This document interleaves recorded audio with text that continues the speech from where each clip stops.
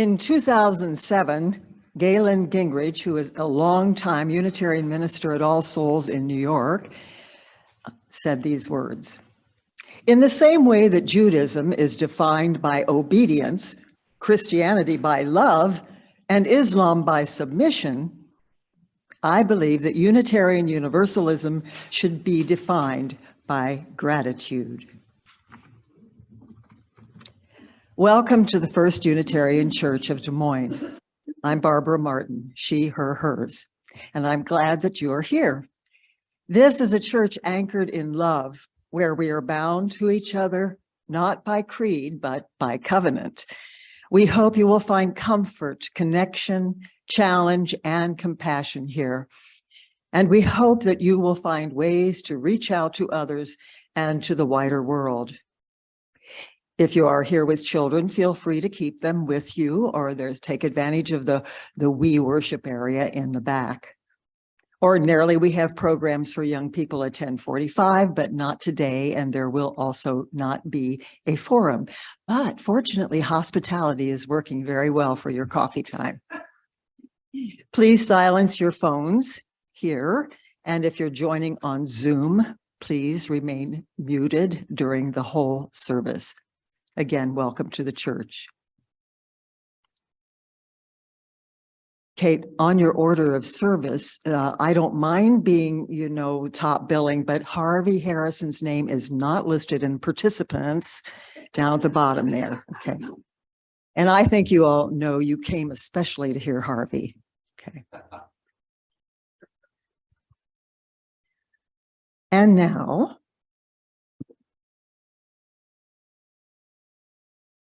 we give thanks for the humble candle as it lights our chalice, which represents our light of truth, warmth of community, and fire of commitment.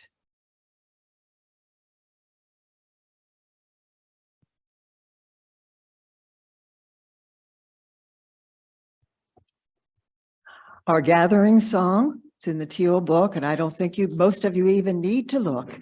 Number 1010, "Oh, we give thanks." We'll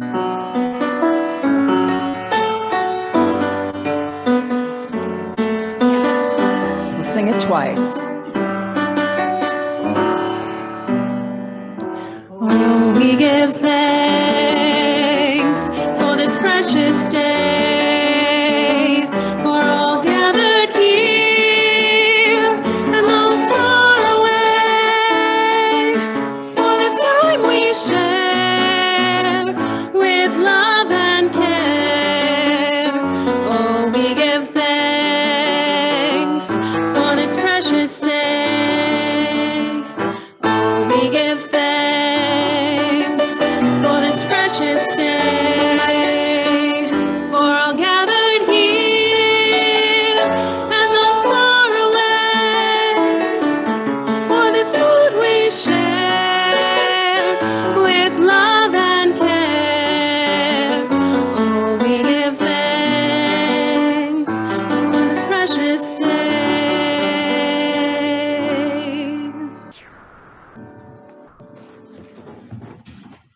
Our story for all ages is a gratitude book for children called Goodness Gracious by Kathleen Green. All right. Everything begins with a tiny little seed. Apple trees and grains for bread and other foods we need. A seed is planted, a tiny beginning. And with thoughts of love and care, the tiny seed grows. Just like me, tiny beginnings are everywhere. We are thankful for the food, for the sun, for the moon. We give thanks for everything that is good. Time to eat and time to say, thanks for you this meal this day, for the hands that plant the wheat, for the food I love to eat. I will take the time to say, thank you every day. I think I'll just sing one more. We give thanks for mac and cheese, broccoli, apples too, and we thank the people who grow and pick our food. We give thanks for orange juice, scrambled eggs, pancakes too, and we thank the people who make our yummy food. Thanks for your indulgence. Now I say a little prayer with my body calm and still. A little prayer and close my eyes I will. A little prayer with my head gently bowed and my voice not too loud. I say a little prayer with my heart open wide. I hope that all people everywhere find peace and love inside. Thank you, sky so bright and blue. Thank you, sun, for all you do, for shining on the dragonfly and frog and inchworm passing by. Thank you, birds who sing so sweet. Thank you, grass beneath my feet, so green, so cool, so soft to touch. I love to dance and roll in such. For all the goodness that you bring, I thank you, earth, for everything. My friends come in all shapes and sizes. No two are exactly alike. My friends and I like to share with each other, sometimes even our bike. Well, my friends are the best when they giggle with me. And when my friends cry or feel bad, they should know I love my friends because they're special, my friends, and I wish them blessings wherever they go. Thank you for furry friends who love to meow and bark, playing fetch and hide and seek at home or in the park. Thank you, feathered friends who fly up in the sky, nesting in the swaying trees and soaring right on by. Thank you, slivering friends who relax in the noontime sun, stretching out or curling up. It looks like it's much fun. Thank you, swimming friends who live in oceans, tanks, and seas, gliding through water with fins and gills, saying, come swim along if you please. I'm thank you for all my animal friends, the short and the small, the big and the tall. Yes, I'm thankful for them all. I'm thankful for my teachers who teach me things I need to know, who care about me as I grow, and who ask me why I'm mad and help me when I'm sad. I'm thankful for my teachers who show me how to love and share. I'm thankful for my teachers. That's why I say this little prayer. Families. Now, some families have brothers. Some families have sisters. Some families have both. Some have none. Some families have grandparents and aunties and pets. Whether big or small, awesome families have fun. Some families have one mommy and some families have two. It's the same way with daddy, as you see. Just think of all the awesome families made of love, loving you, loving me. My eyes see beauty all around. My ears hear music, a lovely sound. My nose smells fresh air and a pretty red flower. My tongue can taste salty, sweet, and sour. My hands touch gently and with loving care. My heart is filled with thanks to share. I don't know why some things go away. Like when the cat and the goldfish died, or when my grandma moved far, far away. My heart was hurt and I cried. I don't understand, and sometimes I worry that other things will go away too. Like when mommy gets sick or my brother goes to school. I worry and then I feel blue. So I take a deep breath and I share how I feel with someone who loves me and cares. It helps me calm down, turns my frown upside down. I am thankful that someone was there. My body is amazing. Have you seen what I can do? My body is amazing. Just look and I'll show you. I have feet that jump and run. I have hands that clap and play. I have a heart that beats with love. And I have a mind that learns each day. Just look at all the amazing things that I can do. Like dancing and singing and laughing and thinking and saying, I love you. I am full of wonder. I ask, what? Why? How? I like to question and discover new things, and sometimes I just have to say, wow, because the world is full of wonder too. Fluffy clouds in the sky, giant whales in the sea, wonderful world, wonderful me. Yes, I am full of wonder. I ask what, why, how, and more, because the world is so very wonderful, and I love to explore. Planet Earth is beautiful. It's the place that I call home. I love her deserts, lakes, and beaches, and all the places that animals roam. I'm amazed at her forests and mountains so wide and so great. I will help keep Earth clean and safe for all the creatures who live on this land. Planet Earth is beautiful. It's the home I love and share, so I will treat it gently with lots of loving care. One more here. Sparkling just like twinkling lights in the dark night sky. The stars are so beautiful. Oh, and ah, I sigh. Glowing like a big night light. What an awesome thing. The moon is oh so beautiful. Oh, and ah, I sing. Like a smile so wide and bright, a brilliant beaming ball. The sun is oh so beautiful. Oh, and ah, that's all of my singing. With my heart wide open, I am grateful. With my family by my side, I am grateful. With helping hands so bold, I am grateful. With kindness to be told, I am grateful. With all the joy that I can hold, I say, I am grateful. My mind thinks of ways to be thoughtful. My mouth chooses words that are true. My hands try to always be helpful. Every day I say, thank you. Well, they tell me no monsters live under my bed. But sometimes I'm still a bit scared. And they tell me no monsters hide out in my room.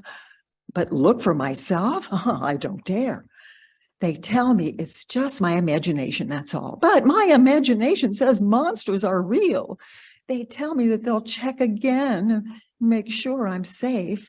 They say, we understand how you feel. Then they tell me that they love me and give me a hug. And that's when it's finally clear, as I drift off to sleep, tucked in tight, safe and sound, I know there are no monsters, not here. As I go to sleep tonight, please, love, hug my family tight. With stars and moons so big and bright, love shines around me like a light. As I go to sleep tonight, please, love, hug my family tight. It's quiet time. It's time for sleep. Body rests, heart softly beats. Before I dream or start to snore, I think of all I'm thankful for. I've said my thanks with love so deep. Now it's time to go to sleep.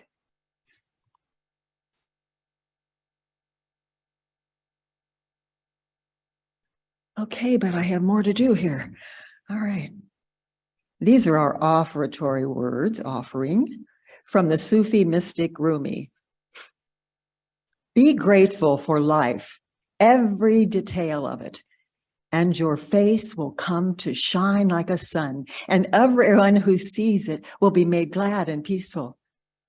Persist in gratitude, and you will slowly become one with the sun of love, and love will shine through you in its all-healing joy.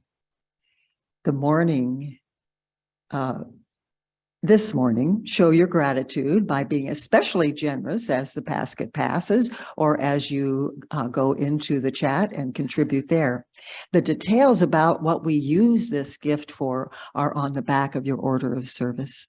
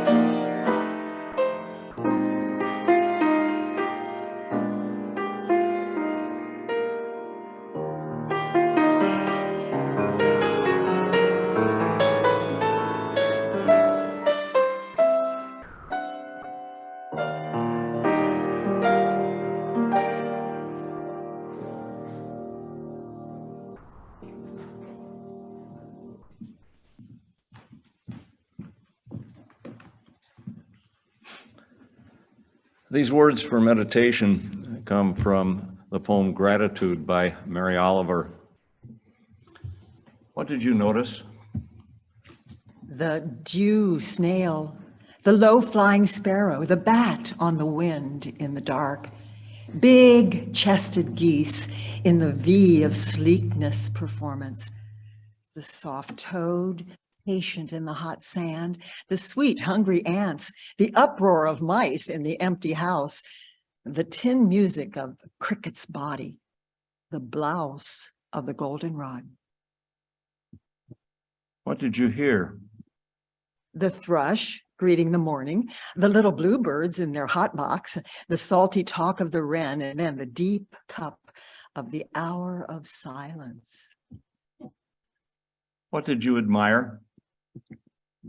The oaks letting down their dark and hairy fruit, the carrot rising in its elongated waist, the onion sheet after sheet curved inward to the pale green wand. At the end of summer, the brassy dust, the almost liquid beauty of the flowers, then the ferns, scrawned, black by the frost. What astonished you? The swallows making their dip and turn over the water. What would you like to see again? My dog, her energy and exuberance, her willingness, her language beyond all nimbleness of tongue, her recklessness, her loyalty, her sweetness, her strong legs, her curled black lip, her snap. What was most tender? Queen Anne's lace with its parsnip root, the everlasting in its bonnets of wool, the kinks and turns of the turpelow's body, the tall, blank banks of sand, the clam clamped shut down. What was most wonderful? Oh, the sea and its wide shoulders, the sea and its triangles, the sea lying back on its long athlete's spine. What did you think was happening? The green beast of the hummingbird, the eye of the pond, the wet face of the lily, the bright puckered knee of the broken oak, the red tulip of the fox's mouth, the upswing, the downpour, the frayed sleeve of the first snow. So the gods shake us from our sleep.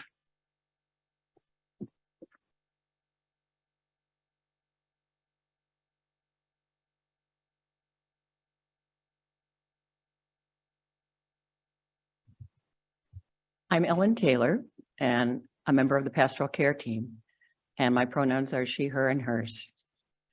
The love of our community is large enough to hold sorrows and joys each of us carries here with us. I invite you now to speak into the silence the names of those you're holding in your heart this morning. And in addition, and for those on Zoom, please keep your mics muted.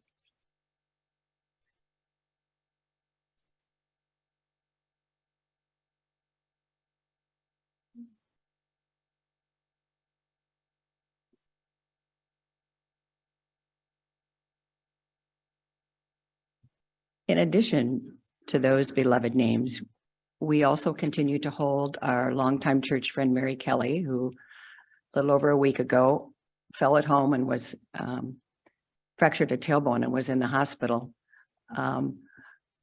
We also will have an address out. If you've not sent her a card yet, but wish to, we'll have that out at the pastoral care table. And in addition, we're sending love and condolences to the family of Richard Heathcote, who died this week on Monday. Richard and his wife, Susan, raised their sons, Adam and Ed, in this church, and they remember their years here fondly. A memorial service will be held on December 17th here at our church for Richard.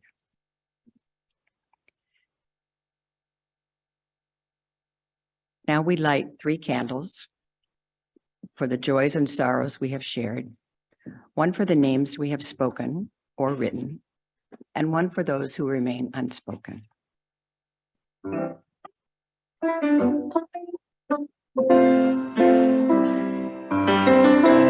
Comfort me, comfort me, comfort me, oh my soul.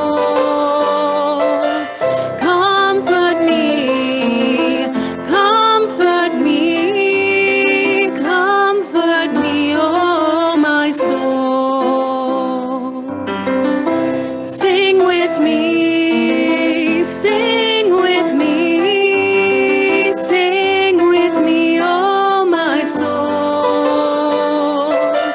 Sing with me, sing with me, sing with me, oh my soul.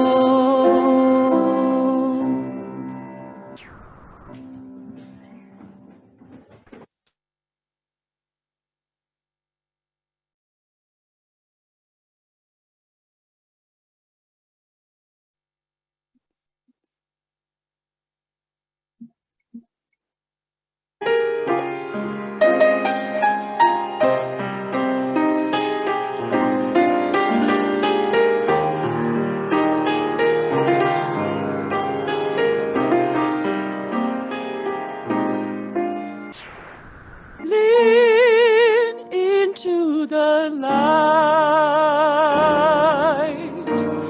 Take part in peace. Make space in your heart. For now is the time for love. Mistakes have been made, and the road has been rough. Sometimes I am weary, sometimes I am lost. I forget there is good all around us. And then I come here and I listen and learn. Remember the love I've forgotten. For in the end, I am innocent. I am infinite. I am forgiven. Lean into the light. Take part in peace. Make space in your heart. For now is the time for love.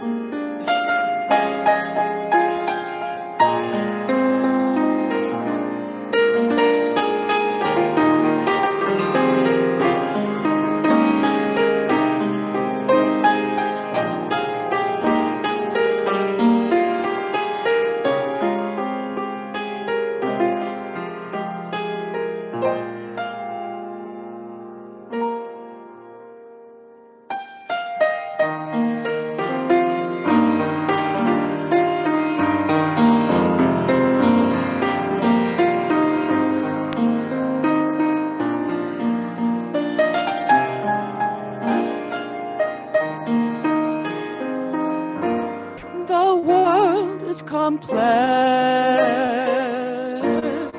with many dark corners. Sometimes we give up on doing right for others. We forget there is good all around us. And then we come here and we listen and learn. We remember the love we've forgotten. For in the end,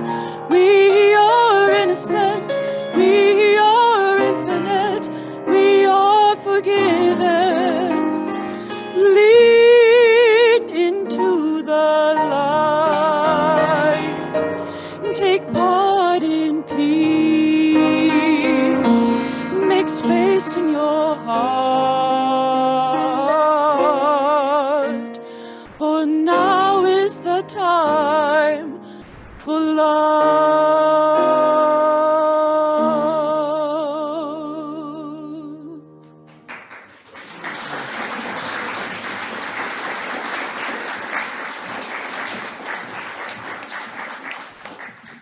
Thank you, Erin. I know most of you know that Erin grew up in this church, and her parents are Nikki and Dwight Keller. And she wrote that song. I don't know if that was evident from what's in the program.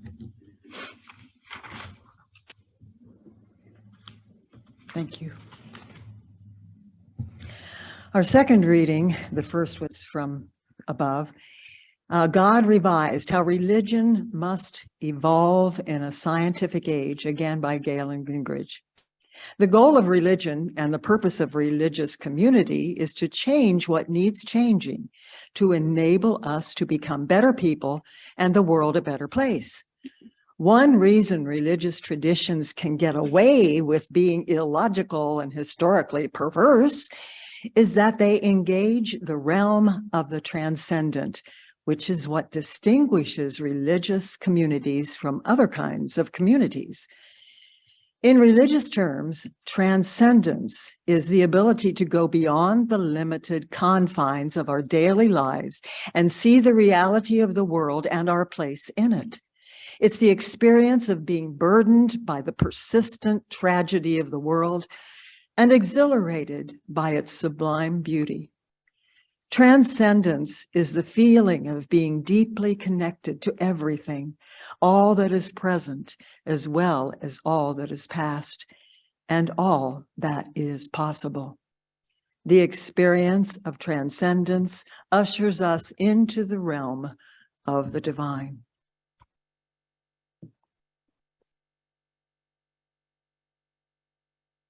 And now, Harvey Harrison.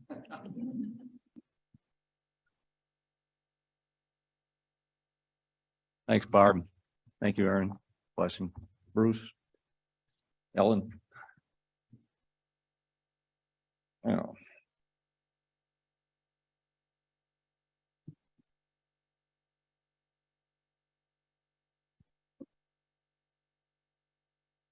There it is.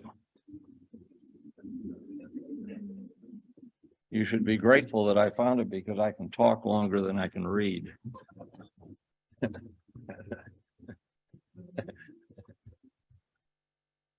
At the annual meeting of this church in 2021, the congregation selected Just Voices as a Faith in Action partner. Over the course of the 12 months that started in September of 2021, you provided over $7,500 to our mission and our vision, a vision that demands a society free from racial oppression. And our mission is to build a platform that educates, advocates, and collaborates in order to end racially biased policing in Iowa. And over the past 3 years since its creation as a nonprofit organization, Just Voices has acted on that vision by building a website and social media platforms that carry out our mission. And in order to make that mission actionable, we've focused our work on the Des Moines Police Department and joined with others in the activist community in demanding transformative changes in the department that will end the proven racial bias in the operations of that department.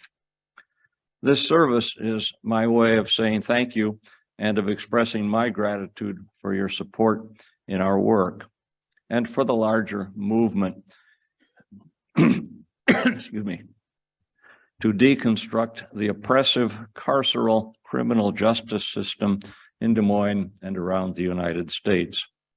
A movement that has, as many of you who've been here before and listened to me, has become my calling in retirement. And because this is a Sunday service in my church, I wanted to unpack the idea of gratitude and place it in a context of our Unitarian Universalist faith.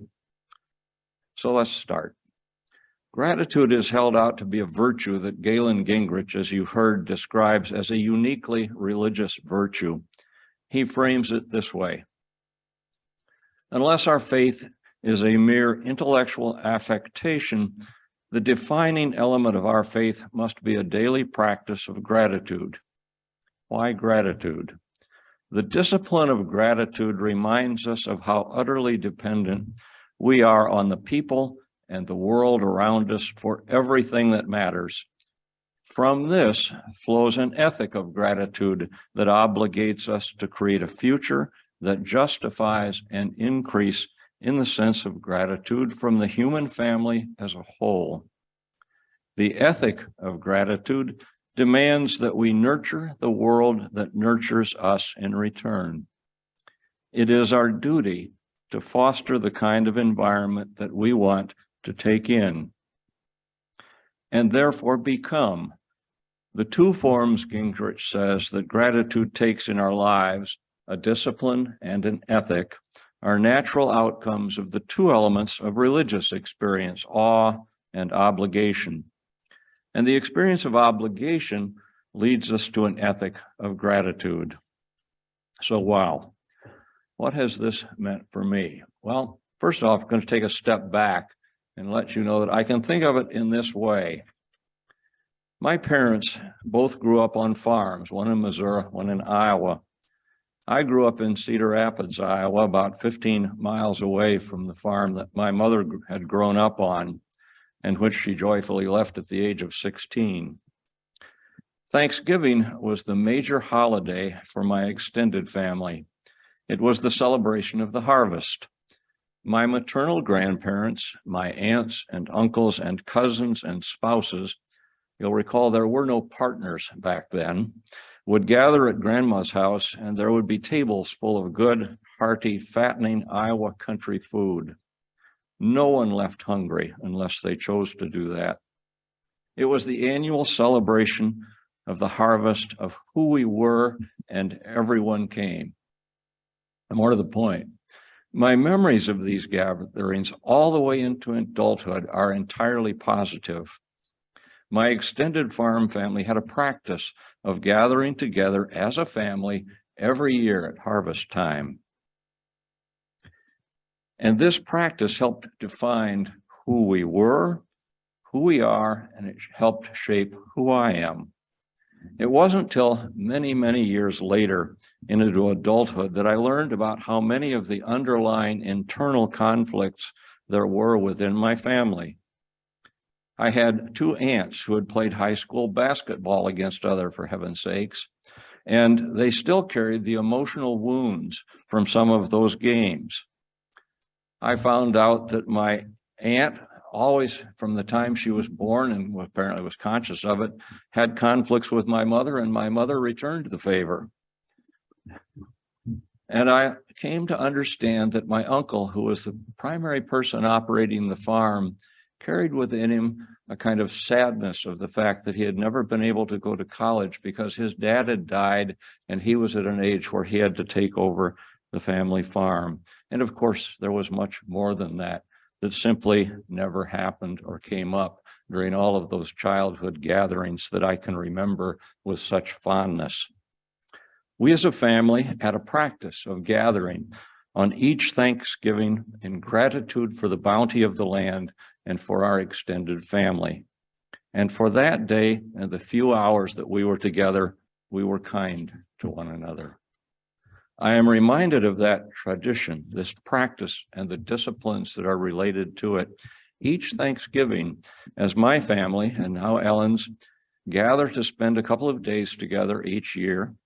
We eat lots of really good food, most of it not the kind of traditional German dish that we ate during those times of harvest. We now have a major dish of lasagna, which is wonderful. We eat lots of really good food. We catch up with each other and how lives are going, and we play games. It is a lifetime practice that brings me joy every year.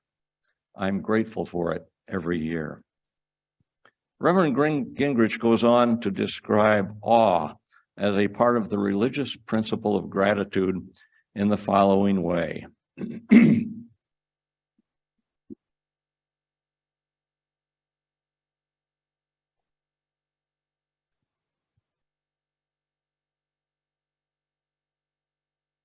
It is through gratitude that we remember both our identity and our duty, like me remembering those Thanksgivings over my lifetime. Unlike freedom, gratitude is a uniquely religious virtue. It is a sense of awe and a sense of obligation. The feeling of awe emerges from the experiences of the grandeur of life and the mystery of the divine. We happen upon a sense of inexpressible exhilaration, of being alive, and a sense of utter dependence upon sources, of being beyond ourselves. This sense of all awe and dependence should engender in us a discipline of gratitude which constantly acknowledges that our present experience depends upon the sources that make it possible. I am blessed regularly with the experience of awe. I hope that you're seeing a picture that I downloaded from the James Webb satellite at this point, and that it's been up more than one time.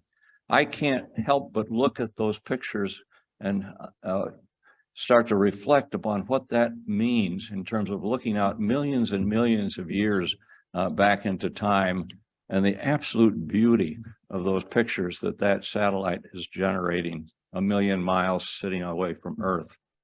And on a personal level, I've been in the Andes Mountains in Peru, standing at the east gate of Machu Picchu at sunrise, watching the rising sun as it spread light over the Incan ruins and actually bring them alive. I've stood on the shore of the big island of Hawaii at sunset, watching lava flow out of the volcanic tubes in a brilliant red-orange stream as it poured over the cliff into the ocean, sending up endless clouds of steam. I've camped in the pristine and primitive glory of the Boundary Waters Wilderness Canoe Area, a place that I always went to in the summer times, which kind of renewed my soul. As the northern lights danced across the sky, as if some massive universal pipe organ, or maybe Bruce at the piano, was generating the silent ballet that was playing out above me in the sky and having tears flow down my face at the beauty of it.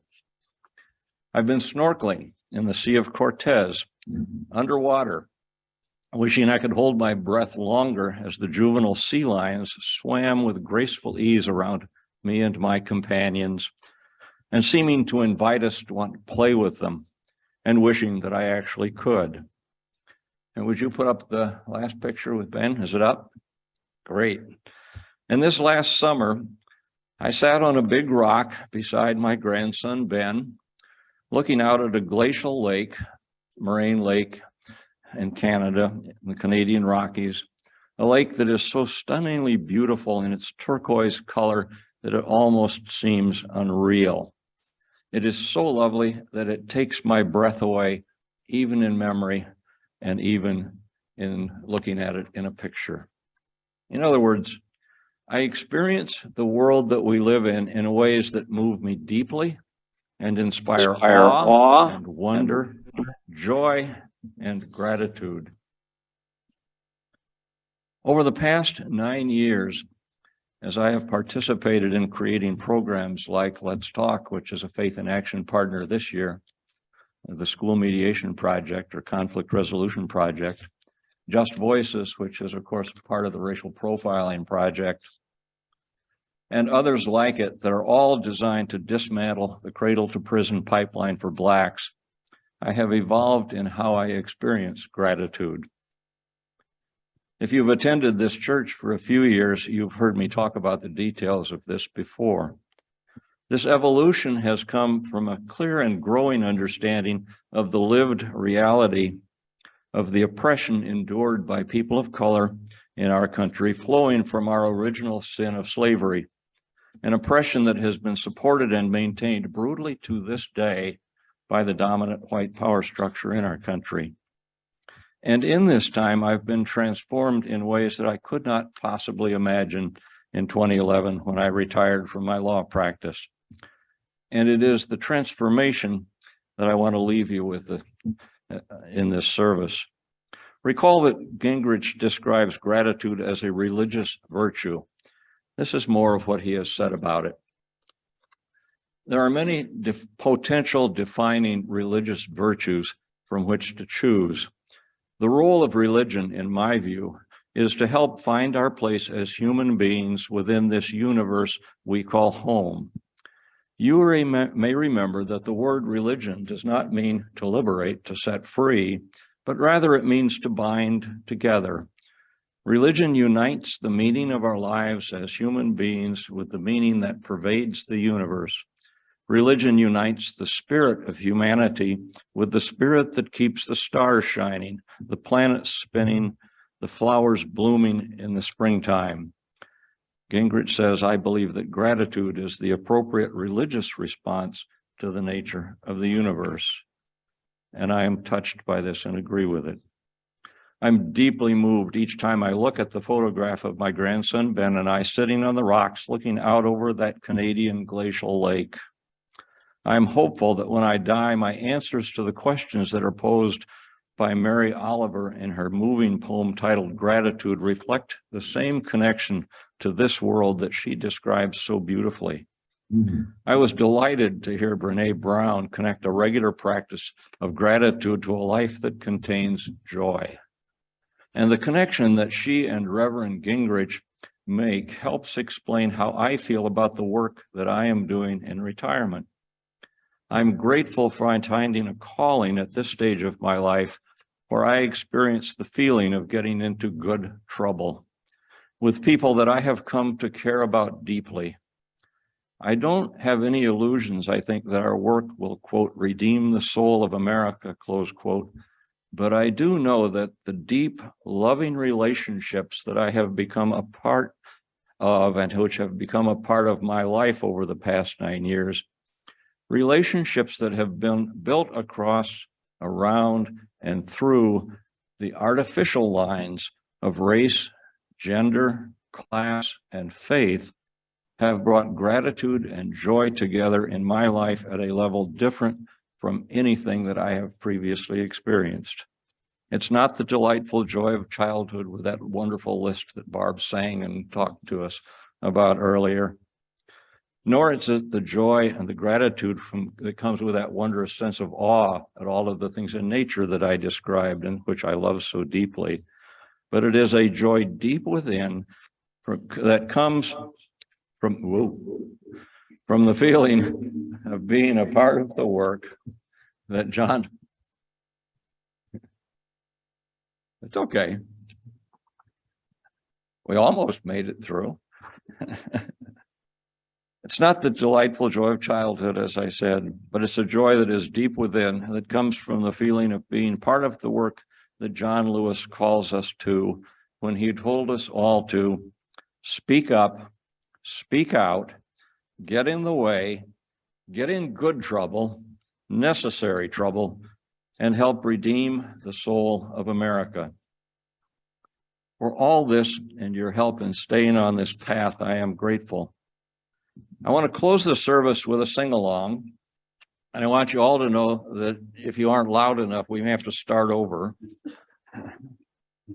It goes back to that wonderful old story from the Italian opera when the American opera singer came and they kept calling him back for, repeat, repeat, repeat. He finally asked the stage manager, this is wonderful. I've never had so many, people get me back for encore after encore. The manager said, when you finally get it right, they'll let you go.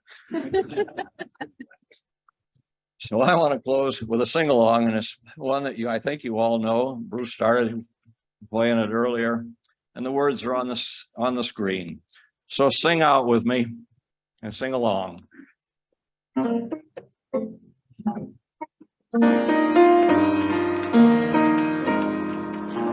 I see trees of green, red roses too. I see them bloom for me and you. And I think to myself, what a wonderful world. I see skies of blue and clouds of white, the bright blessed day, the dark sacred night, and I think to myself,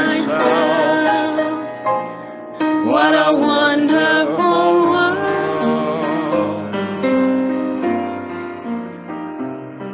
The colors of the rainbow, so pretty in the sky, are also on the faces of people passing by. I see friends shaking hands, saying, how do you do? They're really saying, I love you. I hear babies cry, I watch them grow. They'll learn much more than I'll ever know. And I think to myself, what a wonderful world. Yes, I think to myself, what a wonderful world.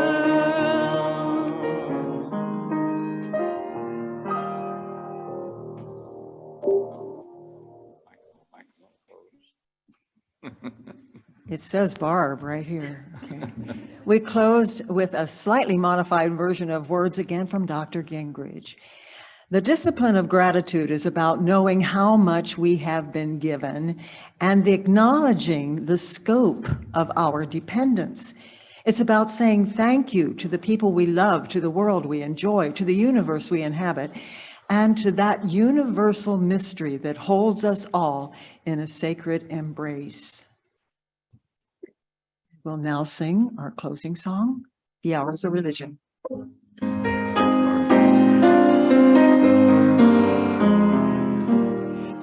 The hours of religion, which like sunshine goes everywhere. Its temple, all space, its shrine, the good heart, its creed, all truth, its rituals, works of love. We extinguish this flame, but not the light of truth, the warmth of community, the fire of commitment. These we carry in our hearts until we meet again.